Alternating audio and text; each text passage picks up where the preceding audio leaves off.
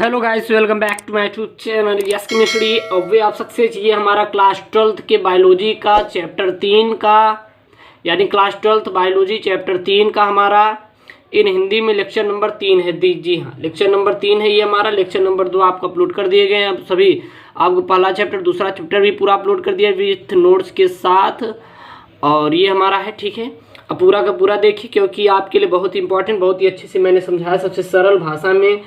आपको ऐसे नोट्स कहीं नहीं मिलने वाले हैं, पूरे यूट्यूब पे देख लीजिएगा। चलिए, इसमें हमारा जो आता है, हमने जान लिया था कि क्या होते हैं मानव जनन, और उसमें क्या होते हैं नर जनन के प्राथमिक जनन, द्वितीयक जनन। तो हम लोग क्या पढ़ रहे थे मेरे प्यारे दोस्तों, नर जनन पढ़ रहे थे, जिसमें हम लोग प्राथमिक जनन अंग वृषण के बारे में जान लिए थे।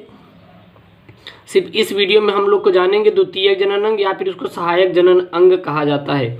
तो किसी नर में जो सहायक जनन अंग या फिर द्वितीयक जनन अंग होते हैं मेरे प्यारे दोस्तों, दो होते हैं। पहला होता है नलिकाएं, दूसरी होती ग्रंथियां। पहली होती हैं नलिकाएं के रूप में, दूसरी होती ग्रंथियों के रूप में, तीसरी होती हैं आप कह सकते हैं शुक्रजनन के रूप में। ये हमारे 3 प्रकार की इसमें पाई जाती है। तो इसमें हम लोग जानेंगे पहले सहायक जनन अंग में नलिकाएं के बारे में। तो नलिकाएं निम्नलिखित 4 प्रकार की होती है। पहली अधिवृषण होती हैं, दूसरी हमारी शुक्रवाहिनी होती है, तीसरी हमारी होती है रसखलन वाहिनी होती है, चौथा होता है पेनिस होता है। तो सर्वप्रथम हम लोग जानेंगे अधिवृषण या फिर एपिडाइमस किसे कहते हैं, तो इसके बारे में जानेंगे।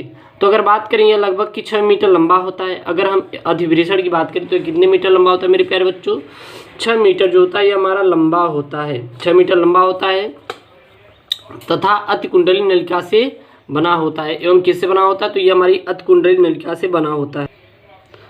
यह वृषण के अग्रपश्च तथा भीतरी भागों से चिपका रहता है। इसे 3 स्पष्ट भागों में बांटा गया है। इसे हम लोग कितने स्पष्ट भागों में बांटे हैं? 3 स्पष्ट भागों में बांटे हैं। पहला जो होता है वो होता है हमारा कैपट एपिडिडाइमिस या ग्लोबस मेजर, जो शीर्ष अथवा प्रारंभिक भाग बनाती है। तो दूसरा हमारा क्या है? कॉपर्स एपिडिडाइमिस, जो कि मध्य भाग अथवा काय भाग को क्या करती है? बनाती है। जो तीसरा है इसमें वो है कार्डा एपिडिडाइमिस से लचीले पेशी तंतु वृषण कोष में लगे रहते हैं, और इन तत्वों को गुबर नैकुलम कहते हैं। तो अधिवृषण या फिर एपिडिडाइमस को हम कितने भागों में बांटे हैं? तो इसको 3 भागों में बांटा गया। यहाँ पे मिस और मस दोनों यूज किया जाता है। अब हर लैंग्वेज अलग अलग लिखी रहती है। ठीक है, दूसरी जो हमारी आती है वो आती है शुक्रवाहिनी। सहायक जनन में दूसरी, पहली अधिवृषण, अब आती है शुक्रवाहिनी। तो शुक्रवाहिनी क्या होता है? प्रत्येक वृषण के कार्डा एपिडिडाइमिस से लगभग 40 सेंटीमीटर लंबी शुक्रवाहिनी निकलकर उदर गुहा में प्रवेश करती है तथा शुक्राशय से वाहिनी के साथ मिलकर रसखलन नलिकाओं का निर्माण करती है। हमारा सेकंड पॉइंट क्या है? शुक्रवाहिनी। ठीक है ना। तो शुक्रवाहिनी मेरे प्यारे दोस्तों क्या होता है? प्रत्येक वृषण के कार्डा एपिडिडाइमिस से लगभग 40 सेंटीमीटर की शुक्रवाहिनी निकल के उदर गुहा में प्रवेश करती है तथा शुक्राशय की वाहिनी के साथ मिलकर रसखलन नलिकाओं का निर्माण करती है, जिसे हम क्या कहते हैं मेरे प्यारे बच्चों? शुक्रवाहिनी कहा जाता है। तीसरा आता है हमारा रसखलन वाहिनी। रसखलन वाहिनी क्या होती है? तो शुक्राशय से निकलकर 2 छोटी पतली भित्ति वाली वाहिनियां प्रोस्टेट ग्रंथि से होकर मूत्र मार्ग में खुलती है, जिसे रसखलन वाहिनी कहते हैं। इसमें जो होता है शुक्राणु शुक्राशय स्राव एवं प्रोस्टेट तथा काउपर्स ग्रंथि के स्राव बाहर निकलते हैं। तो रसखलन वाहिनी क्या होती है मेरे प्यारे बच्चों? तो शुक्राशय से निकलकर 2 छोटी छोटी पतली भित्ति वाली वाहिनी प्रोस्टेट ग्रंथि से होकर मूत्र मार्ग में खुलती है, जिसे रसखलन वाहिनी कहते हैं। इसमें शुक्राणु शुक्राशय स्राव प्रोस्टेट तथा काउपर्स ग्रंथि के स्राव से बाहर निकलते हैं। इसको सबसे अच्छे भाषा में समझाएंगे, फिगर से बिल्कुल टेंशन आपको लेना नहीं है। चौथा आता है पेनिस। पेनिस क्या होता है? यह नर मैथुनांग होता है तथा इस पर जो त्वचा पतला आवरण से ढका रहता है। इसमें पेशी तथा तंतु में संयोजी ऊतक 3 आकुंचक पट्टिकाएं होती हैं और इससे बनी रहती हैं। अब हमारा आती है ग्रंथियां। ग्रंथियां क्या होती है? ग्लैंड्स के बारे में यहाँ पे जी है। तो ग्रंथियां 4 प्रकार की होती है: शुक्राशय, प्रोस्टेट ग्रंथि, काउपर्स ग्रंथि और पेरिनियम ग्रंथियां। तो सर्वप्रथम हम लोग जानते हैं पेरिनियल, यहाँ पे कर लीजिए सही रहेगा, पेरिनियल ग्रंथियां होती हैं। तो सब तब हम लोग जानते हैं शुक्राशय ग्रंथियां, तो यह हमारे मूत्र मार्ग के पीछे स्थित होती है जिसे शुक्राशय ग्रंथियां कहते हैं। अगर हम इसकी भित्तियां जो बनी होती है वो ग्रंथिल होती है जो चिपचिपा द्रव को स्रावित करती है, और यह द्रव ही स्पर्म यानी कि आप कहते हैं वीर्य कहलाता है, अथवा शुक्रीय द्रव्य भी कहते हैं, जो कि लगभग 60% भाग का बना होता है, जिसमें हमारे फ्रैक्टोज शर्करा, प्रोस्टाग्लैंडिस तथा सोनिनोजेनिल प्रोटीन होती हैं, याद के रखिए। और यही हमारी योनि से में संकुचन को प्रेरित करता है। दूसरी हमारी क्या होती है, प्रोस्टेट ग्रंथि। प्रोस्टेट ग्रंथि क्या होती है, ये मूत्राशय के आधार पर कई पिंडों से प्रोस्टेट ग्रंथि होती हैं जो हल्का अम्लीय सफ़ेद रंग की तरल स्रावित करती रहती है, जिसे हम वीर्य कहते हैं, और यह लगभग कि 25 से 30% बनाती हैं। इसमें पाए जाने वाला रसायन वीर्य के स्कंदन को रोकती हैं, और इस भाग में तरल शुक्राणु जो होते गतिशील बने रहते हैं, और जिसके कारण अंडाणु के निषेचन की संभावना रहती है। कुछ व्यक्तियों में यह 40 से 45 आयु के पश्चात प्रोस्टेट ग्रंथि से फूलकर बड़ी हो जाने से मूल त्याग में बाधा उत्पन्न करती हैं। तीसरी आती है हमारी काउपर्स ग्रंथियाँ। काउपर्स ग्रंथियाँ क्या होती है, ये ग्रंथियाँ बाल्बोयूथ्रल ग्रंथियों भी कहलाती हैं, जो कि मूत्रमार्ग के पार्श्व में स्थित होती हैं, और ये ग्रंथियाँ पारदर्शी क्षारीय द्रव्य और क्षारीय द्रव्य का स्रावन करती रहती, जो हम लैंगिक संवेदनाओं के दौरान सिंचन के साथ बाहर निकलती हैं, और यह हमारी यूरिथ्रा में मूत्रमार्ग की अम्लीयता को समाप्त कर देती है तथा एक स्नेह के तरह कार्य करती हैं। तीसरी हमारी आती है मेरे प्यारे दोस्तों पेरिनियल ग्रंथि। पेरिनियल ग्रंथि, तो पेरिनियल ग्रंथि क्या होती है, यह हमारी ग्रंथियाँ विशिष्ट गंध युक्त रसायन का श्रावण करती है तथा ये हमारी कहाँ पे स्थित हैं होती हैं, तो ये मलाशय के पास स्थित होती हैं।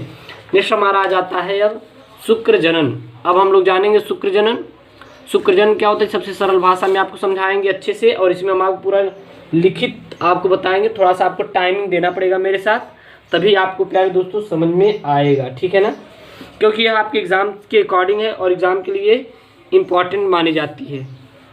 तो शुक्र जनन क्या होता है, विषणों की जनन एपिथेलियम कोशिकाओं के निर्माण को शुक्र जनन कहते हैं, या फिर नरों में जो होता है शुक्राणु का निर्माण ही शुक्र जनन कहलाता है, क्योंकि शुक्राणु का निर्माण कहाँ पे होता है, वृषणों में होता है, इसलिए यहाँ पे दिया है वृषणों की जनन एपिथेलियम कोशिकाओं के निर्माण को शुक्र जनन कहते हैं। या फिर शुक्राणुओं का जो निर्माण होता है किशोरावस्था में प्रारंभ हो जाता है। किशोरावस्था मतलब कि 15 से 16 वर्ष की आयु में शुक्राणुओं का निर्माण होना क्या हो जाता है, प्रारंभ हो जाता है। अगर बात करें इसका निर्माण मुख्य 4 हार्मोन्स के द्वारा होता है। किसी भी हमारे पुरुष में शुक्राणुओं का निर्माण या हमारे 4 हार्मोन्स के द्वारा होता है। पहला होता है गोनेडोट्राइपिन रिलीजिंग हार्मोन्स, दूसरा होता है पिंडकर हार्मोन्स, और जो तीसरा होता है पुटकोबिक हार्मोन्स तथा एंड्रोजन्स के द्वारा हमारा किसका निर्माण होता है, हार्मोन्स का निर्माण होता है। अगर बात करेंगे शुक्रजनन प्रक्रियाओं के भाग, तो इसको शुक्रजनन प्रक्रियाओं को 2 भागों में बांटा गया। पहला हमारा बांटा गया है जनन कोशिकाओं से स्पैडिड का निर्माण। तो इसमें हम लोग यही जानेंगे कि ज्योति जनन कोशिकाओं से स्पैडिड का निर्माण कैसे होता है। तो अगर बात करें वृषण की वह कोशिकाएं जो स्पर्मेडिड का निर्माण करते हैं उसे प्राथमिक जनन कोशिकाएं कहा जाता है। तो लिख सकते हैं वृषण की वह कोशिकाएं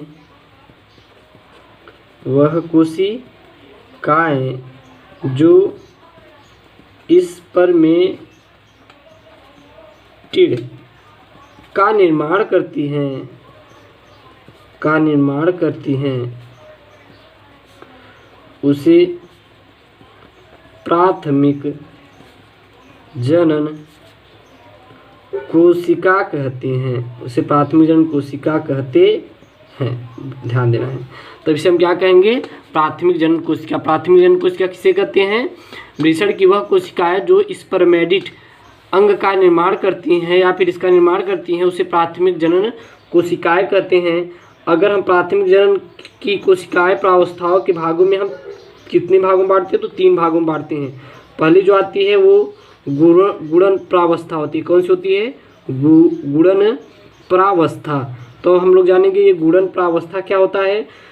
तो शुक्र जनन जो नलिकाएं होती हैं ये जननिक एपिथेलियम की कोशिकाओं में समसूत्री के विभाजन के द्वारा प्रथम जनन कोशिकाओं का निर्माण करती हैं और प्राथमिक जनन कोशिकाओं में बार बार समसूत्री विभाजन के फलस्वरूप जो होता है वहाँ पे शुक्राणु जन कोशिकाएं अथवा आप कह सकते हैं वहाँ पे स्पर्मेटोगोनिया का निर्माण करती हैं और ये कोशिकाएं क्या होती है? द्विगुणित होती हैं। तो आप लिख सकते हैं हमारा कि शुक्र जनन नलिकाओं की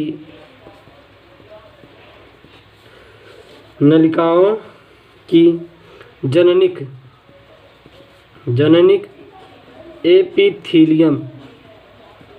एपिथेलियम की कोशिकाओं में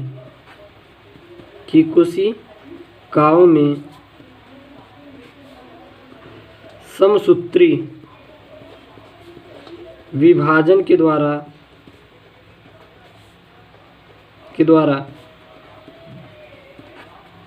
प्राथमिक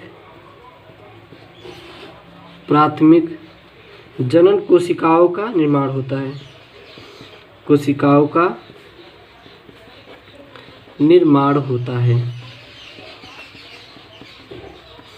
प्राथमिक जनन कोशिकाओं का क्या होता है? निर्माण होता है। दूसरी जो आती है वो वृद्धि अवस्था के द्वारा होती है। किसके द्वारा होती है? वृद्धि अवस्था के द्वारा। तो चलिए प्यारे दोस्तों हम लोग जानते हैं ये वृद्धि अवस्था क्या होती है। तो शुक्राणु जनन कोशिकाएं जो होती हैं कोशिकाओं में पोषक पदार्थों का संचय हो जाने के कारण इन कोशिकाओं में आकार में वृद्धि होती है और ये कोशिकाएं अपने पास स्थित जो सर्टोली कोशिकाओं से पोषक तत्व प्रदान करके और वृद्धि करके हमारी प्राथमिक स्पर्मेटोसाइट्स का निर्माण करती हैं और ये कोशिकाएं भी क्या होती है? द्विगुणित। अगर इनकी बात करें तो ये भी द्विगुणित होती है। तो इसमें लिख दीजिएगा आप शुक्राणु जनन कोशिकाओं में क्या होता है? हमारा पोषक पदार्थों का संचयन हो जाने के कारण पोषक पदार्थों का संचय हो जाने के कारण कोशिकाओं के आधार में वृद्धि हो जाती है। कोशिकाओं के आकार में वृद्धि हो जाती है। तो क्या हो जाती है? इसमें वृद्धि हो जाती है और ये कह सकते ये कोशिकाएं अपने सर्टोली कोशिका से पोषक तत्व प्रदान करती हैं। ठीक है ना। और ये कोशिकाएं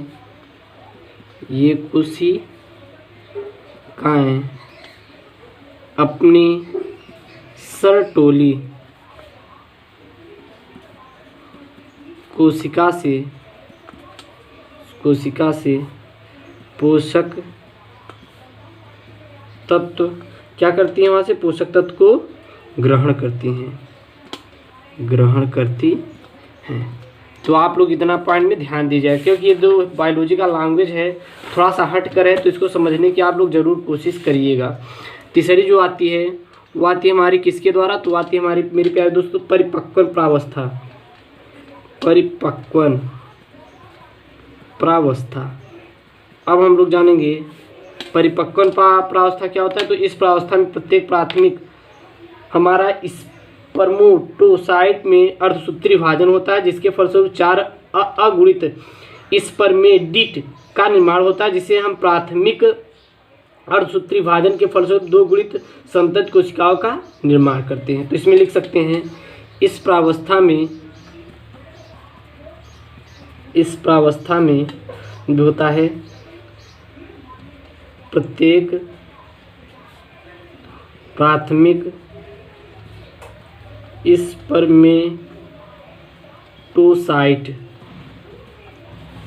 में अर्धसूत्री विभाजन होता है होता है, जिसके फलस्वरूप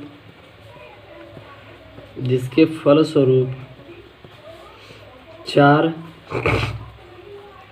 अगुणित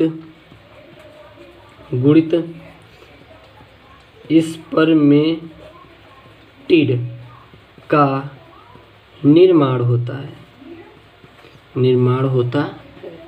इतना मेरे प्यारे बच्चों याद रखिएगा, और ये आपके बहुत ही इम्पॉर्टेंट है। ओके, और जो दूसरा हमारा आता है पार्ट, वो आता है स्पर्मेटिड का शुक्राणुओं में कायांतरण। दूसरा हमारा क्या आता है,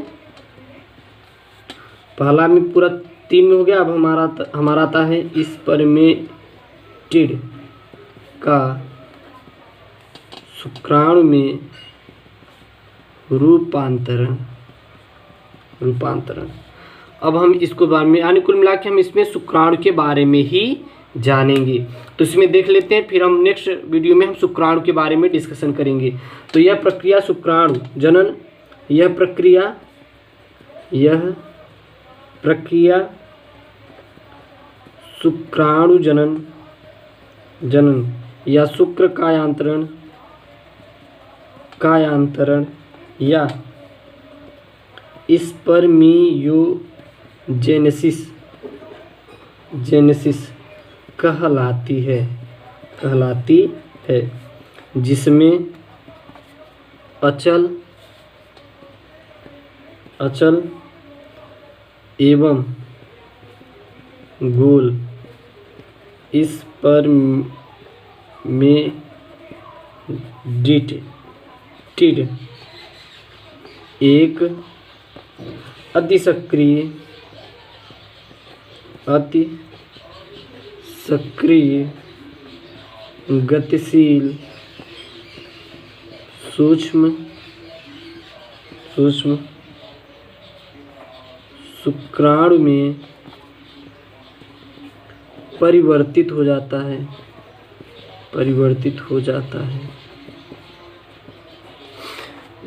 देखिए, इसमें मैंने थोड़ा सा ही बातों को डिस्कशन किया है। स्पर्मेटिड का शुक्राणु में काय रूपांतरण में देखेंगे तो यह प्रक्रिया शुक्राणु जनन या फिर शुक्रायांतरण या फिर स्पर्मियोजेनेसिस कहलाती है, जिसमें अचल एवं गोल स्पर्मेटिड एक अति सक्रिय गतिशील सूक्ष्म शुक्राणु परिवर्तित हो जाता है। और इस प्रक्रिया में कुल मिला के हम लोग जानेंगे शुक्राणु के बारे में। और शुक्राणु अगर देखें आपके एग्ज़ाम की दृष्टि से जो शुक्राणु होता है यह बहुत ही इम्पॉर्टेंट है। इसलिए मैं शुक्राणु में आज ही नेक्स्ट एक वीडियो लेके आऊँगा। बहुत ही प्यारा सा वीडियो आपको रहेगा, बहुत ही प्यारा सा रहेगा, और इसमें सब उन बातों को कवर कराएंगे जो आपके लिए इम्पॉर्टेंट है। और सभी वीडियो आप प्लेलिस्ट में देख सकते हैं। ओके दोस्तों, थैंक यू, जय हिंद।